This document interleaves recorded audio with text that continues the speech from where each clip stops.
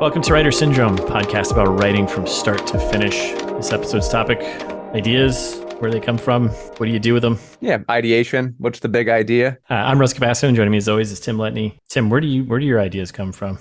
Where do my from you, man? You're just like a wellspring of inspiration to me. I literally just put you in a spot where you're just talking about like it just feels like such a general question to ask someone like, so where do your ideas come from? I think that's a good question though. And I think there's like, it's similar to our, write what you know episode a little bit, I guess. But I do think there is some like really tactile places that I get inspiration. Yeah. Years ago, it would be like documentaries and stuff like that. Like I would be inspired by watching, there was like a nature doc. Actually, this is pretty timely since when this comes out, The Last of Us television show will come out. So years ago, I'd watched like a nature documentary. I think it was Planet Earth or something. And it was about that zombie fungus that the ants had gotten. So I wrote a little short story around that, and it happened, I don't know, 6 months to a year before the Last of Us video game had come out. And I was like, oh man, like I was on to some decent idea. Now, obviously Last of Us, wonderful, it's character driven. It's not just about, that outbreak. Yeah. But I'm guessing that Neil Druckmann also watched that documentary or read some nature journal and was like, oh, well, what if this was humans, Yeah. So I think documentaries are a really good source of inspiration. How about you? Following just the news and depending on what it is I'm writing, but also doing the old, what if kind of scenario of things that I'm thinking about maybe in the moment, or coming across like thriller or actual crimes that are happening in the real world and be like, oh, what if, there was a team of people who are trying to steal some art from somewhere, blah, blah, blah. How would you play that out? Or what were they thinking? So if that's for me, like just absorbing like a ton of news and just even from like the tech side, like if I'm writing or thinking about things from like a thriller or sci-fi, I follow a lot of like the blogs about like military stuff that's going on and even just reading about AI and seeing where that is kind of going. And then how can you take that and spin it into something that's maybe an interesting idea buried in there. So I have this romanticized view, I think, of the ideation process, and it's based on an old television show I watched when I was a kid. It was Ray Bradbury Theater. And in the introduction, the camera like panned across his very messy desk and he would just kind of sit there and look at like a Zeppelin, or some action figure. And I was like, oh, is that where the ideas come from? Like just being a slob, just leaving stuff everywhere. But now look, if you looked at my desk right now, it's similar. I have like a bunch of kipple, little zombies and stuff. So I still kind of have that romanticized notion of this like divine inspiration, but maybe like coming from little tokens or little items of my like travels. So you're working on a short story or novella, or you're not sure what it's going to turn into right now. And where did that idea kind of spark? Because you came up with that because we were talking. I came up with while you were writing your current one. Was it just like So there's these moments, right? Like when you're going through the writing process, if you're working on a big piece, if you're, letting it sit for a few months, or if you're sending it off to beta readers, you'll have these gaps of time where your primary project is on the back burner or off being read somewhere and you have time. So I didn't want to lose the routine. So I was playing with ideas, and I kind of want to stay in genre. Yep. So I was going to write like, a ghost story or, a vampire story. And I had inspiration for like a suburban vampire story, really based on a specific like school shooting that had kind of happened. And I was like, oh, what does a suburban vampire tale look like with an undercurrent of that kind of school violence and the parental structure that maybe accidentally encourages or makes an environment where that could happen. Yeah. So I think that came from, timely news and me being angry, honestly, and like a little upset and wanting to critique. Yep.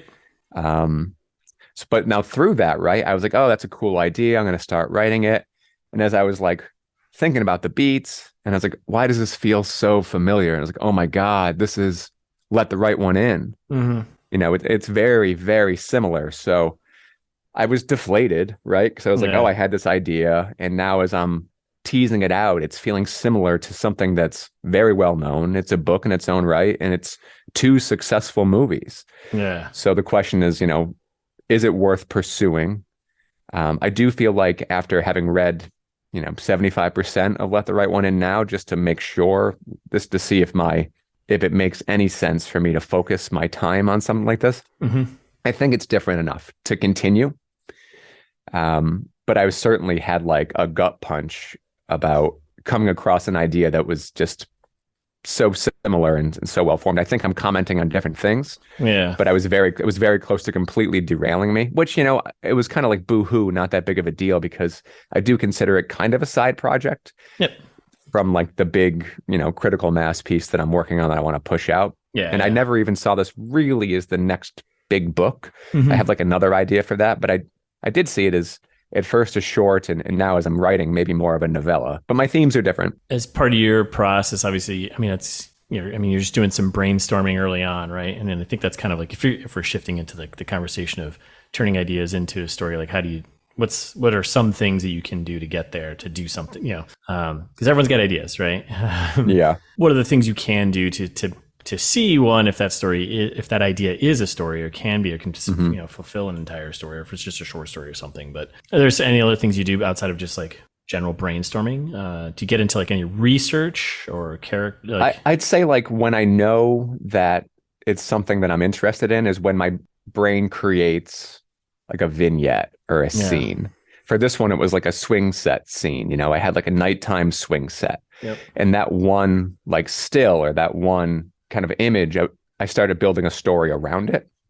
And all my ideas don't have those moments. Yeah. But I feel like I deeply rely on 5 to 10 of those moments if I'm writing a large piece, and then it's connecting them. Yep. That's like when I start to think about the beats and where those moments fit into like that structure. How about you, Russ? Like I'll have an idea. I do a lot of like the what if kind of, scenarios. I think I had like a flood of ideas as I was in the heat of writing Host. And I just started writing all those things down into like a notebook or, spreadsheet. But I think what helps me is like, I'll have an idea and I'm like, okay, is this enough to, be a novel, be, that 70, 80,000 words where I'd want to be. And usually I'll take that and I'll start diving into like research, like locations and people, world building, even finding other books that are similar to what I'm like trying to write, I was like, most of the things is like, oh, I have an idea. I was like, oh, that'd fit perfectly, or that'd be kind of cool if it was in some sci-fi setting, or I'm a big heist. I love heist movies. I love heists. So I follow a lot of crime blogs around like bank robberies and stuff like that. I'm like, oh, what if that was like sci-fi, whatever, thriller or something, how would I build that out, and what would that look like? So that's kind of like where I start, and that will flood the kind of they all kind of cycle back into each other, like, right, where that'll come back into brainstorming, and all of a sudden it's like more like just writing things out, potential scenes and stuff like that. So I operate differently. So my research isn't until I'm like pretty far in. Oh, really? Yeah. That's interesting. Yeah. I think I want to see it in my head first. Okay. I can't until I've built I can't see it yet until I've started building like the major pieces. It's kind of interesting. It's like I'd gotten to a scene in my current book where like a character gets to like a hotel. Yeah. And I was like, yeah, okay, it's like this kind of 70s vibe, kind of froofy hotel. That's great. Yeah. All right, what does that look like? Yeah. And I kind of started describing it. And then I started doing like research of like New York City hotels and Boston hotels during that time period, just to make sure it was kind of lined up. But that was like day of, dude. Like I didn't do any like lead up research. I find that interesting because like I will definitely do, I kind of go backwards, or not backwards, but researching, kind of building out the pieces first and trying to visualize the individual, like what's this world look like? And then, okay, I can see it. Now it's like I can start plotting, stick figures to kind of go through the motions of like, all right, what's the scene kind of look like? It's all kind of feeds back into each other, right? And I think once I've built the world and kind of general stick figure characters, who's going to be in there, and I feel good about, I would say, the major points of like the beat sheet, right? Like where are we starting? What's in the middle? And how's this ending? then I'll get into thinking about like characters and like build like kind of shaping them a bit more in the clay and like what's their motivations or goals or needs and what's more of the conflicts, external, internal stuff like that. But I find that kind of fascinating. I do a ton of research up front because I want to, once I start to write, I just want to have it all ready so I can just write. I get too antsy. I can't, I'm like, no, like I want to write. So I just kind of dive in, but I don't write with nothing. Like I am moving towards probably that first vignette, right? That I've kind of, created in my head. And it always changes a little bit. Just like the characters change, as you get to like, 20, 30% in the story, they start to kind of become their own. It's like the Pantser vs. Planner part 2 episode. It's weird because there is some planning. Like when I think back to, I guess you can't consider it research necessarily, but when I was plotting my book, kind of years ago, I was taking inspiration while I was going on runs through like Boston, and I was running, up the Charles, and I'd run underneath the Mass Ave Bridge, and there was this nice little alcove down there, and I was like, wow, wouldn't that have been such a cool punk hangout in the 70s? And as I kind of peered in, it was so dark. I was like, oh, there was like definitely a spot for a fire. There was broken glass. I was like, oh, that's definitely like a spot where I want to have my characters go. And I didn't write about that for like a year after I was running, but that kind of boots on the ground research, like I was kind of already plotting their journey through the city, not in order, just kind of taking these little mental pictures about where I wanted them and where I saw them. And we probably touched on it in a couple episodes. What's your what do you do when you come across you have an idea? I know you went through this with Critical Mass, and all of a sudden you read a book and you're like, fudge. this is that with a different character name, and that's about it. Like, yeah, I mean, I had a few of those moments. I think there's a couple things at play. I think there's the real ones, right, where the ideas are very similar, and like this, like Let the Right One In compared to like this new one I'm working on, it's super similar. And then there's some that are in genre and have similarities. Like I read Paul Tremblay's Survivor Song. It's Boston based, it's an outbreak, and like I felt like a gut punch at that time. I was like, oh no, that's what I'm writing about. But as I went through the book, it's completely different. But I think there's a lot of moments of self-doubt when you come across similar works, whether it be, books, movies, games. And you just need to make sure that if you stick with your idea, which I'd say everybody should, just make sure that you iterate. I mean, they're influenced by things too. Yeah. What was really kind of freaking me out was sitting down and doing a full rewatch. Actually, my kids' first watch of Stranger Things, because I was really far along into my book. Yeah. And I was like, oh my God, like there's so many moments that are similar. Yeah. And there's like tentacles and, whatever else, zombie type creatures and, kids on quests.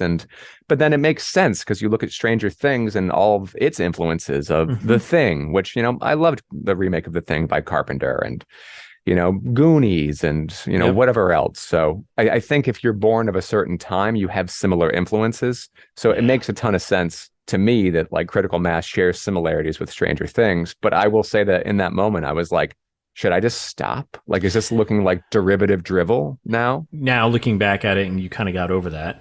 Yeah, I did. Do you think it was good? Do you think it was still a good idea to continue to search and read those books that you think were similar?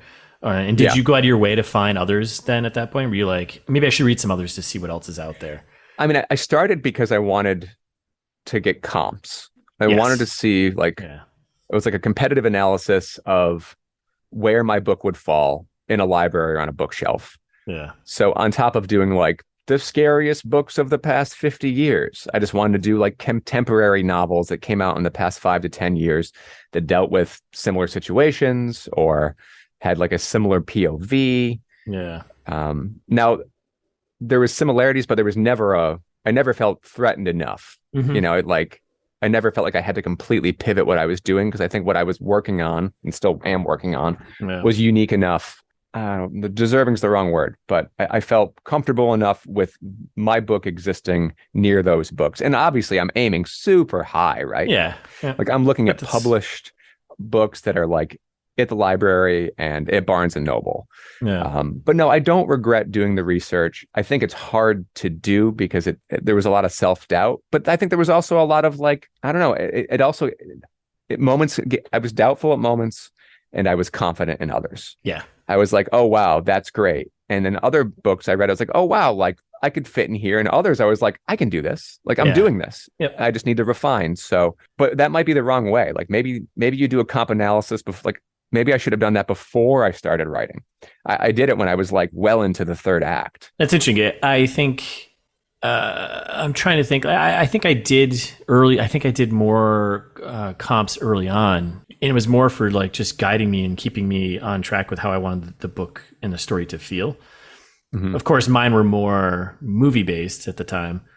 So I was like, yeah, I like, War Games, 3 Days of Condor, stuff like those, espionage movies and stuff like that. And then I was like, I really enjoy like the fun, breezy friendship team of Ready Player One, even though my story is not like that at all. But I like how that's, that team, 80s nostalgic, kids on bikes type of thing. They're not my story. They're not kids, but that same kind of vibe and feeling, that adventure feeling I kind of wanted to capture. And then I started like, well, I should probably start reading novels that I'm writing in like a thriller genre. So I started reading more and more of those. And yeah, I was like, okay, just to get a sense of, and we talked about this, like a couple of genre expectations, is more for that. And I was less concerned about any ideas running across anything else because I already knew. I was like, yeah, this is just it's a thriller. Yeah, I think doing it early on was good, just to keep me focused on the feel of it. So shifting a little bit, we're still on the ideas here. Did you encounter this while you're working on Critical Mass, where all of a sudden another idea just pops in your head and you're like, it just kind of becomes a distraction? Like one that won't fit into. Yeah, like you've got an idea for what, maybe it's a character or something like that, and you're like, okay, this doesn't work in this world, or maybe it's just like, I would say just an idea for a completely separate story while you're working on the current thing. Did you encounter that while you're working on Critical Mass, and what did you do with that? Were you like, you know what, I'm going to put you in a box over here, just stay out of my way? Or did you break up your time and spend a little bit with that and come back to Critical Mass? No, I think it'd be completely, well, let me phrase it this way. Yes. Yeah. I had ideas during that time period. But when I was like on routine, trying to hit my goals of working on Critical Mass, it was just that. But I'll say inside of that process, like as previously mentioned, there are times where the book needs to sit, or you send it off to beta readers and you have a few weeks or months to do other stuff. And that's kind of where I kicked those ideas down to the curb. Because you want to keep the routine if you can. Yeah. Yep. And it's nice to kind of have some ideas to play with during that time period. So yes, I worked on them in those months, but not congruently while trying to get, the main story done. Yeah. Not to a detriment to getting in the way of this, the story you're trying to work on now. Yeah. How about you? Because I know that you did definitely have were like super inspired for a while. You were coming with like nonstop stuff. My brain exploded. I was like on a whiteboard. I was like in my room, fucking notepads ripped up and torn up on the floor. It's all connected. I was like, yeah, what's this Charlie there? The red string everywhere. And I just had like a flood of like, oh, that's, and I started pulling other ideas and mashing them together. And I think I was thinking, I was starting to build out the world for a secondary character in Host, and I was like, oh man, this is cool. I find it cool. I'm into this. And I was like, wait, this is kind of informing the things I have to say or can't say in this book. So, because I was like, oh, I got this idea for having, these books are all going to kind of live in the same universe with each other. And it's just, they're all gonna be standalone stuff where you can read and be like, okay. And there's gonna be references to other characters because I just really enjoy that stuff.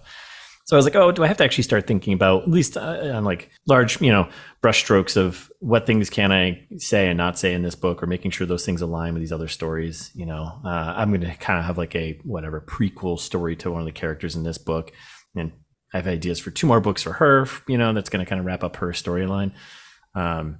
And of course, a lot of times I will say I took the time, like you said, in between handing the book off to beta readers or just taking a breather from the main book and stuff like that to focus on this stuff, just to keep, the brain going. But there was a time where I was just burned out on the main book and I didn't want to look at it anymore. And it was sitting there and it needed to be worked on and I was behind and I just couldn't. And I was like, you know what? I'm going to put you in a box, main book, get out of my way. And I sat there and I just started whiteboarding, this sci-fi time travel one I wanted to work on. I was like, yeah, I like time travel. I'm going to tell a time travel story. And I sat there and mapped it out, watched a bunch of time travel movies, read time travel books, and just took a breather and then started writing scenes. I've got like a dozen scenes kind of written for this book, like just kind of random stuff. And I think it was good because it kept my brain moving creatively. And then I was like, okay, you know what? I've exhausted myself on this right now, but I feel creative and now I'm ready to go back to this other book. Interesting. Yeah, it was like I remember, I think you and I were talking during, I remember I sent you a text being like, I need a description for this or whatever. And you gave it to me. You're like, that sounds great. It's going in a book. I'm like, no, different book. And you're like, dude, get back on the other one. Yeah. I think I'm like, not neurotic, but like when I focus on a thing, I have to focus on the thing. Yeah. And I have to finish it or I like self-flagellate. I like kind of get angry at myself. But I can totally vibe that idea because I hit moments in writing where I just felt like, where am I going? What am I doing? Trying to reconfigure characters, like who makes sense and why are they going and what are their character motivations? Yeah. Which I'm still ironing out in moments. So yeah, I mean, I can understand. So you don't think that it didn't distract you. You actually needed the mental break and you came back refreshed. Yeah. It was like going on vacation after being at work for a long time. You're just like, I need a breather. And I was cautious. I was like, I can't go down this rabbit hole too far. And I can't go too far down this rabbit hole because this thing needs to get done. But I also felt okay. Cause I was like, I've gotten so far with this book, the first one, that I wasn't concerned about going back to it and getting back into it. You didn't think you weren't going to lose the thread. You weren't going to get distracted and start and not finish something else. So yeah, no, I was not. I was too far. It wasn't like I was halfway through and I had no idea where I was going with my ending. Now it was like, oh, I've written 20,000 words and I just gave up. I was like, no, this book it's done. It's there. It just is in the refining, stages. So me putting it off to the side and letting it sit and simmer for a little bit, and me just escaping from that world and those characters for a bit and jumping into something else was good, I think, for my brain to be like, all right, let's get back into this. That combined with reading books in the genre of the first book, like reading some thrillers that were kind of light and airy and fun, and it got me back. I was like, okay, I think I've got a really fun story to tell here. Let me get back into it. And then as soon as I read like one chapter, I was like, all right, this isn't bad. I think it's pretty good here. So I'm back. All right, let's do this. So but yeah, I think there's a line. You got to be cautious of like those, just be wary of an idea that's, if it's pulling you too far away from completing something else, then what are you doing, right? So I don't know if it would work for me, but I can see how it would work for some. Yeah, and I think there's like a couple, like you always see, there's like and this kind of ties in. Like I did some like Google searching for like author quotes about ideas or famous quotes about ideas, right? And I read like 50 of them. They all are basically the same thing, where it's like ideas, they boil down to like the same thing, where it's like ideas are nothing, without execution. That's basically it. So it's like if you sit there and you have an idea and you only half bake it, it's still it's nothing really. It's just there. I mean, sure, you could be, I can see your brain already twisting and disagreeing with me, but like, right? It sounds pretentious to me. That ideas are nothing without execution. That's like gatekeeping, like if you wrote 20,000 pages, like good work, man. Like you got, maybe that's not your book, but maybe that's the first step to something else. You wrote half a story? Sure. What is that? That's the beginning of your path to writing. Maybe the next idea and the next thing you write 40K. This is good. We completely disagree on this one, but like I think just sitting down, if you have an idea and you sit down and you get anything down at all, even if you sit just to work on it, I feel like that's a success. I also agree. Like when we sit here and like writing, if you're writing anything, it's very good. I think it's, if you're wanting to tell a story though, and I guess if you get stuck at just the idea phase and you don't execute on anything, I guess that's more what it boils back down to. I should say, like, caviar here. If you just have an idea for a story, that's not, and you don't do anything on it, you don't execute anything on it, then what do you have? You just have an idea that's just, everyone's got ideas, right? Like you need to do something with it. Even if you write 20,000 words, at least do something with it. You still disagree with that? Like, Tim, are you kidding me? You know what? I've got a great idea for a story. It just sits there and I do nothing with it. What good is that? Did it make you happy? I guess, like it's all about your time, like it's like, what's value? Yeah. Okay. So if we're equating it to like, I've got a great idea for dinner tonight, and I don't make the dinner and nobody gets full, I've failed as a father. But if I enjoyed the idea of planning it, like there's people who sit down and they just read cooking magazines, right? They don't make any of that stuff.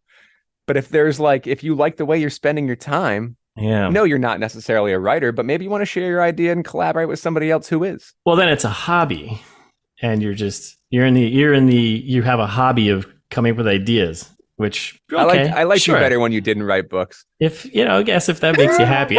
This is not gatekeeping at all, Tim. This is just you. There is a point where you're creating something, and an idea is just an idea. Yeah, an idea is an idea. But it makes sense, right? Like if the goal is to write something and share it with the world, an idea is nothing without actually doing that.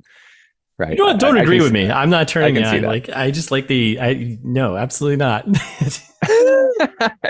You disagree with me right now, Tim.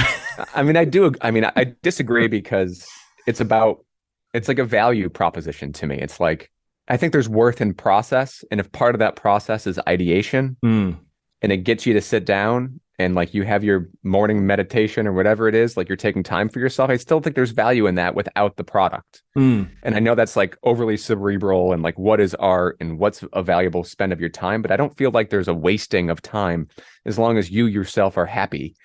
If your ultimate goal is to share a book and it's not meeting that goal, fine. But if your ultimate goal is to sit down and have a routine and take time for yourself and like be open to creation, then I feel like that's okay. I don't know. Too flighty? No, maybe a little bit. I guess the core of this too came down to like the 50 or 100 or so quotes I scrolled through. And these are from like famous authors and everyone else being like, yeah, ideas are a dozen. Like everyone says they have an idea. Like I was reading like 80% of Americans think they want to, they have a book in them. It's like, yeah, but only a certain percentage of them even execute on it. So it's like, I think it's great, obviously, to have ideas, no doubt. Like, obviously, have ideas, but I think that's what I'm taking issue with. Is that like, yes, there's these famous authors, and not even authors. It's just across the board. But go for it. Now let it rip. This is good. I love it. To me, it feels like gatekeeping. Interesting. It's upsetting to me because I feel like, yeah, everybody's got an idea, and maybe 80% of the world wants to write a book, and the vast majority of them don't. Yeah. But they don't because they have like a million conflicting priorities, a soul-sucking 9-to-5. Figure it out. If it's something you want to do, figure it out. Yeah, but I think it's why the neurotic make art, because they can't do the 9-to-5. So they either spin out and do nothing and are like shaking a can on the side of the street. But like, if you're egotistical enough and believe in yourself, which I think you kind of need to be a little bit to be a successful artist, you're also egotistical enough to not share your time with your family, with work. You're not putting others first. You are a walking and you are a walking contradiction right now, because I'm turning this on you, and this is a compliment too, is that everything you just said is bullshit, because you have a full-time job, you have an awesome family, you take care of them, and you have a dog, you've got everything, and you take time to spend time with your friends. You have a full plate and take care of yourself. We've talked about this a million times every podcast. And guess what else you just did? You finished writing 118,000 words of a book, dude. So I'm calling bullshit on that. So, oh God, how do I say this without saying like, this isn't meant to be like self-aggrandizing, but it was. Yeah. It's really hard to do all the things. Absolutely. No doubt. And that's what I'm saying. Like, through that, I think I'm not doing all the things as well as I could be. Like, if I could focus on the book more, it'd probably be a better book. If I could focus on the family more, I'd probably hang myself in the garage. Your kids don't listen to this, right? Yeah, it's super difficult. I don't know. I'd like to be, I don't know. I think the more art, the better for the most part. Yeah, but if you're just coming up with ideas and you're not executing them, then there's no art. You just have an idea. Well, then it's like prayer. Whenever I think we have to cap this conversation. Oh man. Well, long story short is don't let ideas take you away from ideas you're currently working on, and make sure you make an attempt to complete them. You know what? I think the other thing that kind of irks me, one last thing, is that the quotes that you're pulling, even though you didn't get them from there, it feels like some garbage you'd see on LinkedIn, you know, where it's like some capitalist, you know, self-aggrandizing their work ethic. Yeah. And like separating themselves and from other people to sound special. But I'm just thinking, like, if you have an idea, but you don't know the process, like I had a million ideas when I was younger, right? Yeah. I had song ideas, didn't know how to write a song. You know, I had book and movie ideas, didn't know how to write a script. You know, I was too intimidated by like putting a book together and didn't care about looking into, you know, story or the beats, or it felt too intimidating, too big. But there are tools out there that will allow you to take your idea and turn it into a story. But I think some people just need to be turned on to those resources. Yeah, getting pointed in the right direction, which maybe this podcast is doing. Tell your friends. Yeah, everyone just got halfway through and like, oh, these two idiots are just arguing? All right, whatever. I'm unsubscribing. This is baloney. Yeah, I don't like that. Unsubscribe. I have tons of great ideas. They're all in a basket over here collecting dust. Isn't that great? Oh, you're trying to make me argue with you again. Just egging you on. Baiting me. I do agree that writing anything is good. That's good, right? That like writing something is good. But if you're setting out to write a story, try and finish it. I don't know. Push yourself to finish it. Like that's the end goal typically, right? I think like we've talked about it before. There's so many moments to get derailed and distracted. Yeah. And for me, like before I start writing, back to kind of ideation, I'll have a string of ideas. Now, just because I didn't sit down and write about the first one, you know, the like different scenes kind of will come to me if I'm like walking the dog, or like I said before, like if it's before bed. Yeah. So I'll say, yeah, if you've got a basket full of ideas, try to stitch it together if you can into something. But if you have one idea, you might need 4 more before you can, you know, start to plot something through that forest. The ideation process, I agree. You don't force any ideas into something that's not. Maybe does that feel? Yeah.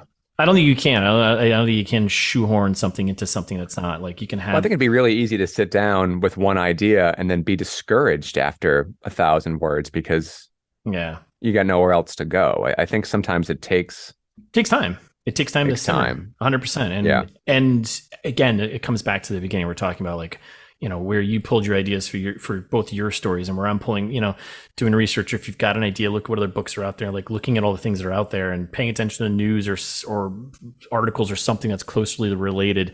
You're going to get more ideas and kind of basket them, and some will work and some won't. And you got to kill some and others you got to keep. So it's part of the process. And I think all of it just needs some time to simmer. And again, like, you know, trying to force something into a story that's not, I think you'll know pretty quickly because you'll get discouraged and you'll probably stop at 20,000 words because you haven't, you know. So I can think back to the very first kernel I had for this book, and it's years ago, like way before I'd started writing. Yeah. And it was a Dead Boys song that I was listening to at the gym. And I was like, it's one of their slower songs. It's called Not Anymore. And it's like, it's kind of like gut-wrenching song about, you know, poverty and the winter time and, you know, going to see a movie alone, whatever. From that song, scenes started to pop in my head about what it would be like to be like impoverished in a punk in the 70s in Boston. And once again, there's my overlay. Well, like what's the supernatural thing happening, you know, in there. But that was probably 2 years before I tried to do a script. Yeah. And it was 3 years before I sat down and actually started to use that. Now, no scene really from that like vision Mm-hmm. is in the book, but the feeling Yeah. is in the book. Yep. Yep. So that was an idea that didn't go anywhere for a long time, Yeah. Absolutely. but it stuck with me for a long time. Yeah. I mean, I honestly, same way. I've got my spreadsheet full of just a list of a list of ideas. Hashtag spreadsheet. Yeah. I honestly I just got a list of things, and some are just like one word sentences. I'm like, I forget what that was, or oh yeah, I remember what this was, and then I'll pull something or an article, and I'll just throw it in there with it, and just let it sit and simmer. Because like, well, you know what, that's not something I need to be distracted with, but for later on, this might be great for a different story or to plug in somewhere else. So creating the ideas, spinning them up, and having them, and tracking them, or at least jotting them down and having them back burner is fine, because something will feed into something else later on. But I think the idea is like, at least be looking to. If you're looking to complete a story.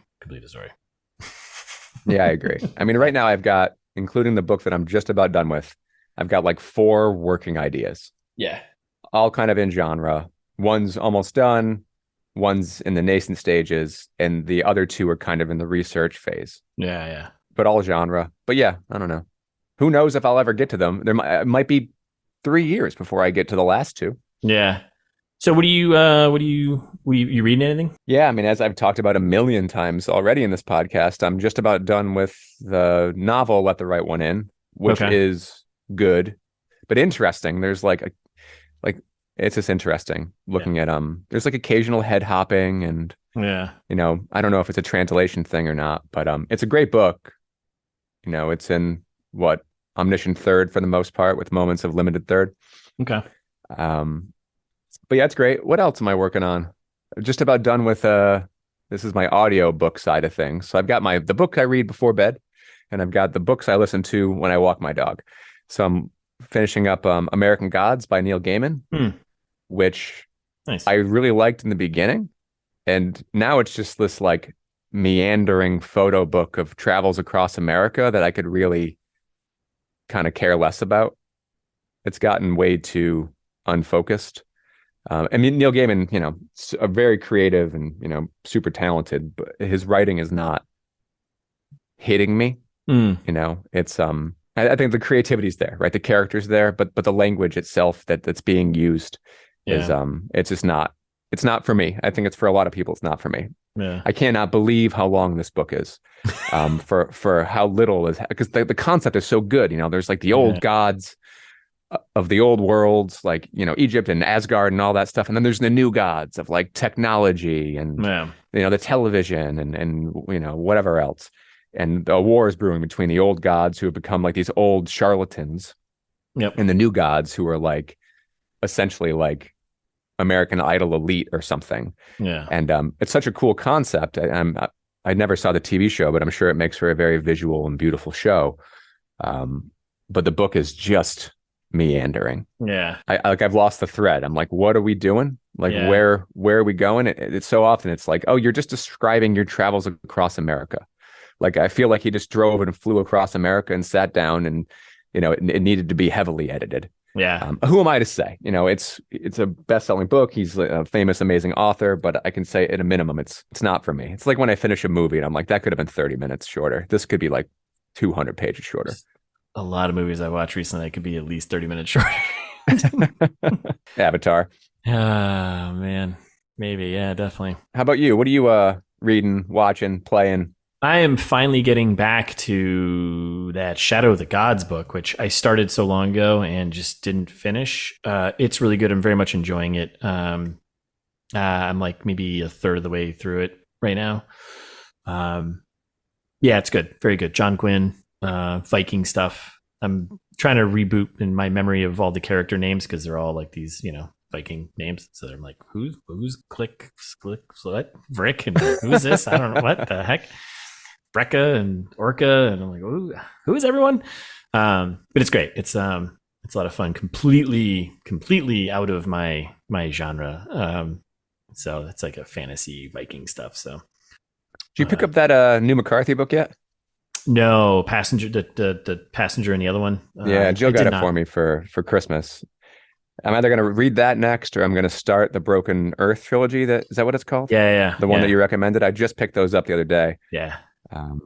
So thanks for the recommendation. They're really interested to read the various POVs that are used in those books. So interesting. Yeah, it's gonna be a little tough at first, but then once you get in a groove with it, and I would say once you start it, just continue through all three books if you can, because taking a break in between and coming back, you'd be like, who's that? Yeah, yeah. Because I think we just discussed this, but I think it felt like it was one big story, and then I think when it went to go publish it, they broke it up into 3 separate books because capitalism. Well, I bought all 3. Yeah, so they were not at the library, so I now own them. Very worth it. And I think I'm actually going to start finish the rest of the Sandman series. Now you're talking about Neil there. I read the first 3 books, and I think I have to go through 4 through. They were like separate volumes. Yeah, I think I read the first few. I enjoyed them. Yeah, I feel like his language works better in like, short bubbles around characters' names. less words to use. Less words for you. Well, that was a fun episode, I think. Yeah, I'm glad we argued. Yeah, we need it sometimes, every once in a while, just to disagree on something. Yeah. Spreadsheets versus spreadsheets. No spreadsheets. Pantsers and plannings. Ideas that aren't executed on. Russ gatekeeping. Absolutely. Totally gatekeeping. Or being inspirational. I think we're like good cop, bad cop, like you're good cop. Yeah, you're definitely a good cop. If I come in and kids are drawing the walls, you're gonna be like, that's okay. You made art. And I'll be like, what are you doing? Get the paint bucket, and this is how you learn how to paint a wall. So now go back into your cell. Yeah. Your spreadsheet cell. Yeah. A1. But yeah, it was a good episode. Thanks everyone for listening. If you made it this far. What do we got next, man? We're going to talk about the self-publishing kind of steps to get there. And oh man, because you're getting close, right? You are almost done. Spring 2023. Yeah. So real close. And I'm going to be shifting myself into learning all of the things I need to learn to do, from registering ISBN numbers to potentially setting up a publishing imprint name for myself to print the. Are you going to set up like that's cool that you're doing a publishing imprint? Yeah, thinking about doing that. I'm just doing some research on that, get a sense of what validations that bring. Is it worth it? So stuff I think like all those sorts of things we'll talk about. I'll probably even talk a little bit about how to distribute and stuff like that. So yeah, I was going to ask, are you going to go like the pre-order route? Like, will people be able to pre-order the book or no? It's a great question. It's on my list of things to figure out. I found some. Well, sign me up for a copy, bud. Yeah, I found some conflicting opinions in that, so I'll do some homework and we'll talk about it. So, all right. But yeah, thanks everyone for listening. If you enjoyed the episode, think anyone else would like it, send it along. If you have any ideas for topics or just want to chat, or if you think spreadsheets are awesome or you hate them, or if you like ideas just living off the side doing nothing for the rest of your life. Yes, I got the last punch in there. You can hit us on Twitter we're still on Twitter, right? We still do that thing. Yeah, I know. I gotta tweet more. I think we should get on YouTube. Right. Oh, we will. We're gonna get there soon. So writer_syndrome. Because then I don't need to do anything. Yeah. YouTube coming in 2023. You'll see it. Or you can head over to writersyndrome.com for all the episodes, other contact info, and I think that's it. So until next time, just keep writing any of your ideas. Just keep writing.